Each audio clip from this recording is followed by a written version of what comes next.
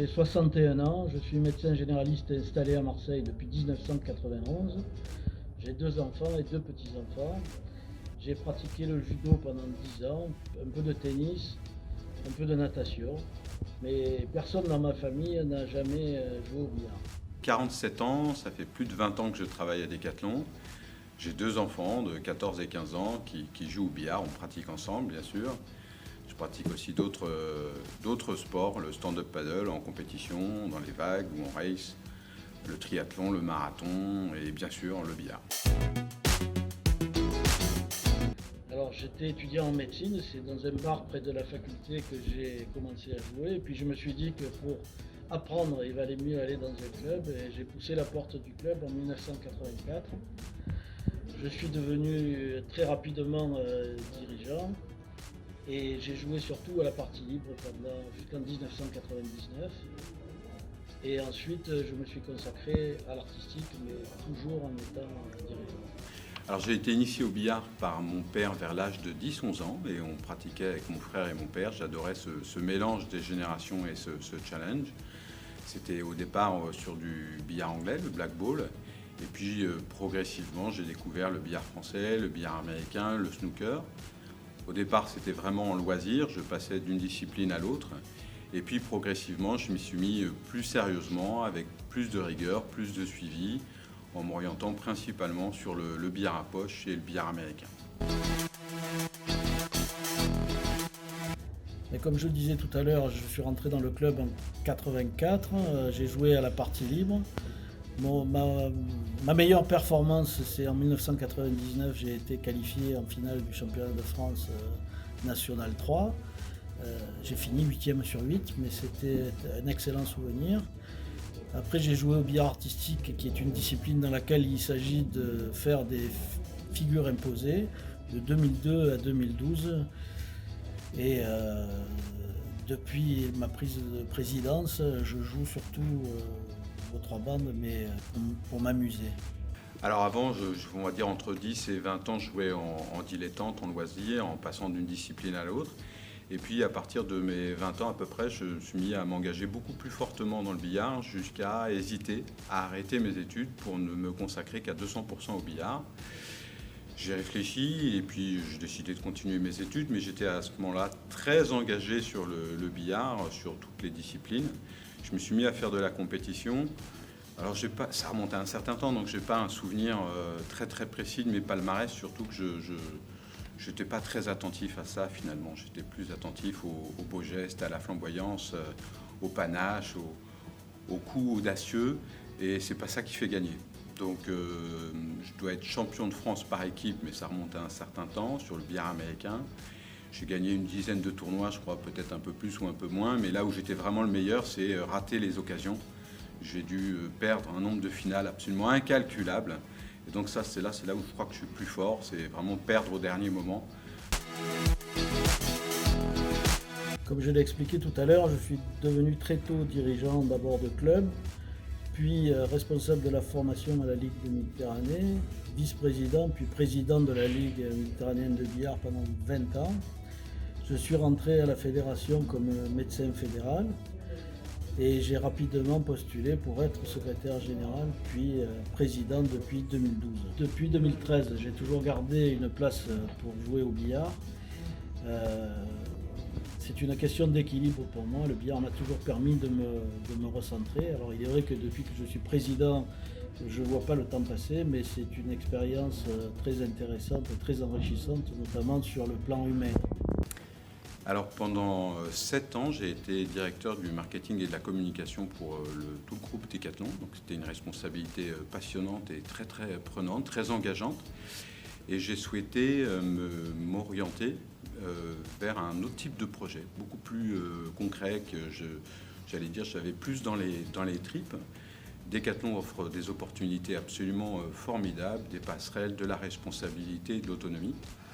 Et très naturellement, j'ai voulu me tourner vers le projet du billard, vers construire, co-développer un projet autour du billard, parce que ce sport m'a nourri pendant des décennies, il m'a construit, il a fait ce que je suis, il m'a appris et donné tellement que j'avais envie, avec Decathlon et avec toutes les parties prenantes, de rendre à ce sport ce qu'il m'avait apporté, de le révéler au plus grand nombre et de réellement le démocratiser à tous et de faire en sorte que tout le monde puisse profiter de ses plaisirs et de ses bienfaits exactement comme moi j'en avais profité pendant des décennies. Je suis fier du chemin parcouru depuis 8 ans, malgré les aléas rencontrés. J'avoue que quand je suis arrivé, je pensais naïvement pouvoir transformer la fédération beaucoup plus vite que ce qui a eu lieu. J'ai compris aujourd'hui qu'il fallait du temps et que la fédération était un grand navire type porte-container, qu'il fallait manœuvrer avec délicatesse et surtout tenir compte de la force et de la faiblesse des bénévoles, de la difficulté de faire travailler ensemble des bénévoles et des salariés. Je garde un excellent souvenir des championnats de France regroupés à Évian, des championnats du monde à Bordeaux, des différentes World Cup à la Bolle. Également un très bon souvenir qui est l'annonce de la candidature du billard aux Jeux Olympiques à la Tour Eiffel en 2018, ainsi que le World Team Trophy qui s'en est suivi. Un souvenir aussi excellent et un peu douloureux, c'est la présence en finale de Jérémy Bury en finale des championnats du monde au Caire, où il a perdu pour un point contre Jasper. Ce dont je suis très fier, c'est de voir qu'aujourd'hui, les gens n'hésitent pas à parler de développement et cherchent à recruter par tous les moyens, en se déplaçant avec un billard décathlon, de nouveaux publics, des jeunes, davantage de femmes. Oui, ça c'est une fierté, effectivement. On est encore trop récent dans le monde du billard pour parler de fierté. Les projets sont en devenir. J'ai éprouvé beaucoup de fierté au moment de la candidature du billard au JO 2024.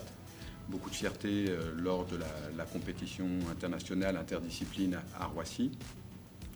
J'éprouve surtout du plaisir et de la satisfaction quand je vois les visages s'illuminer quand les gens, jeunes, moins jeunes, hommes, femmes, pratiquent le billard. La fierté, ce sera plutôt une question ultérieure quand on en sera arrivé à faire bouger le monde avec le billard. Le billard m'apporte depuis toujours un équilibre, c'est ma façon à moi de me concentrer, de me recentrer. C'est le théâtre de la vie, le reflet de la personnalité de chacun. Ça consiste à maîtriser des sphères sur un plan, une véritable gageure.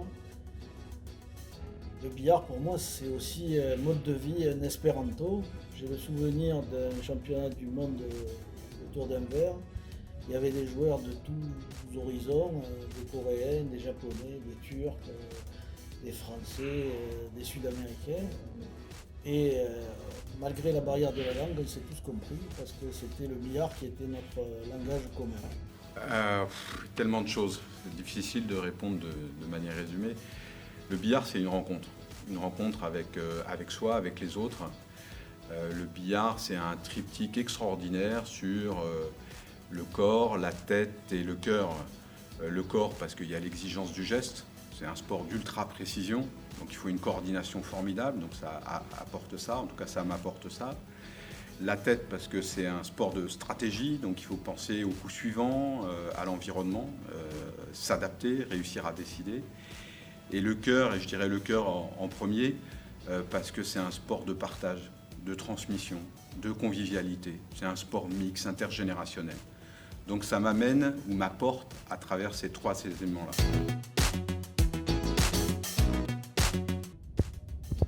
Après-guerre, les billards qui étaient dans les cafés ont disparu en même temps que les cafés sont devenus de plus en plus rares. Les clubs se sont réfugiés dans des salles municipales et du coup, le billard est devenu un sport anonyme, petit à petit concurrencé par les nombreux sports modernes, la télévision, Internet.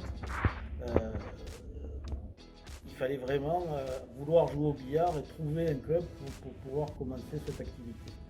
Quand j'ai eu la chance de rencontrer Corentin Chardin, j'ai tout de suite senti sa sincérité, sa passion, et je me suis dit que c'était une occasion inespérée, grâce à une enseigne aussi connue que Decathlon, de rendre sa visibilité au billard et de faire en sorte que les gens redécouvrent ce sport populaire qui devrait être partout et pour tout le monde. Quand on ambitionne de démocratiser le billard et de le rendre accessible au plus grand nombre, à tout le monde, c'est une évidence.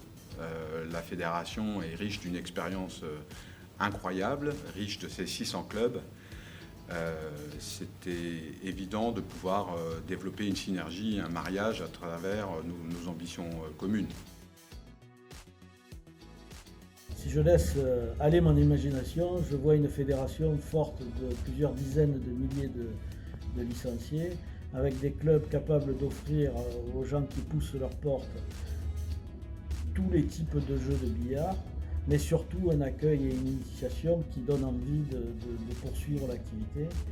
J'espère aussi que la visibilité du billard sera à la fois télévisuelle et sur Internet, pour permettre aux mécènes, aux sponsors de venir nous rejoindre et autoriser la fédération, les clubs à se développer et à croître sans cesse. Alors le billard dont je rêve, c'est une forme de révolution heureuse. Au début du siècle dernier, le billard était le sport le plus populaire en France et dans le monde. Et je rêve de ce retour à cet état initial. Un sport pratiqué par tous, partout et tout le temps. Par tous parce que c'est un sport mix. C'est un sport qu'on peut pratiquer très jeune et beaucoup moins jeune, et ensemble. Partout parce que je rêve qu'il soit pratiqué ici, dans les clubs labellisés FFB, et chez soi, et dans tous les lieux publics. Et tout le temps parce qu'on peut le pratiquer toute l'année. On peut le pratiquer pour 5 minutes ou pour 5 heures. Il n'y a pas de saison pour le billard. Donc mon rêve, il est là, que le billard retrouve toute sa place au sein de la société, avec les gens et avec le monde.